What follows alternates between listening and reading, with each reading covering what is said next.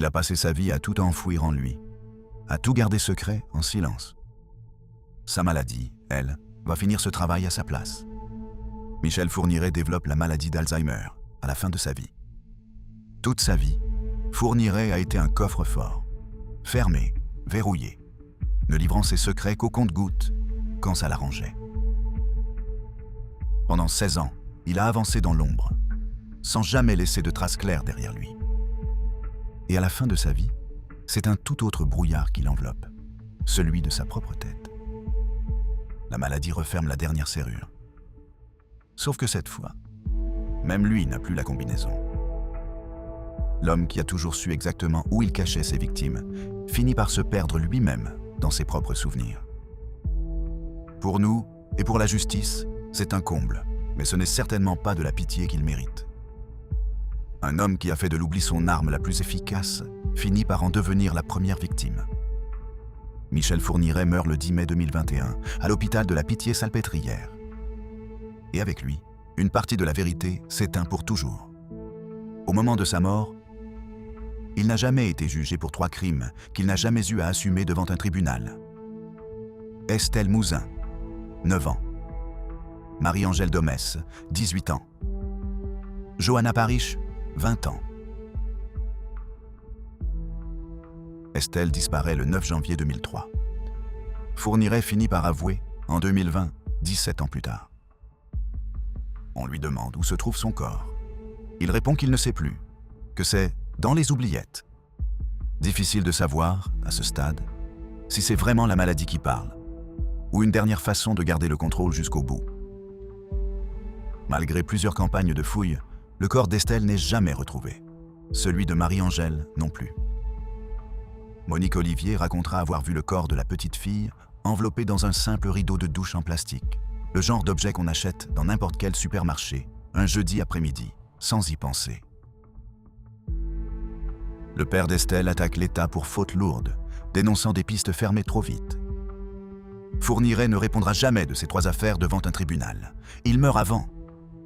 Il y a une phrase de Fourniret lui-même, prononcée face à l'une de ses victimes, en 2003.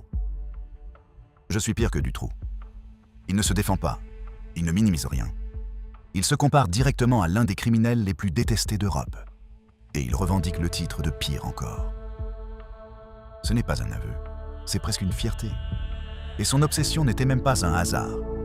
Selon plusieurs biographes, Fourniret ciblait spécifiquement des vierges. Pas des victimes au hasard. Un critère, précis, presque rituel. Un homme qui planifiait, jusqu'au profil exact de celle qu'il allait détruire. Marc Dutroux, à Charleroi. Fourniret dans les Ardennes. Émile Louis, dans l'Yonne. Entre ces 3-là, un 4e dossier, non résolu à ce jour. Les tueries du Brabant, 28 morts entre 1982 et 1985. 4 des pires affaires criminelles franco-belges de la fin du XXe siècle. 3 d'entre elles, à quelques dizaines de kilomètres à peine les unes des autres, sur cette même frontière franco-belge. La 4e, un peu plus loin, mais reliée par l'enquête qui s'est trompée de coupable, comme je vous l'ai raconté en partie 1. Les enquêteurs ont envisagé un lien entre les tueries du Brabant et des suspects de Charleville-Mézières, la ville où Fourniret a grandi. Cette piste a été écartée par ADN, quelques mois avant que je tourne cette vidéo. 4 dossiers d'une violence extrême. Un point commun documenté. Un vrai manque de coopération policière entre la France et la Belgique, dans ces années 80 et 90. Pas de base de données interconnectées. Des enquêtes arrêtées à la frontière. 4 fois, en si peu d'années. Des familles abandonnées, encore et encore, par le même système. Ce n'est pas un hasard. C'est un système entier qui a laissé le champ libre à l'horreur pendant près de 20 ans.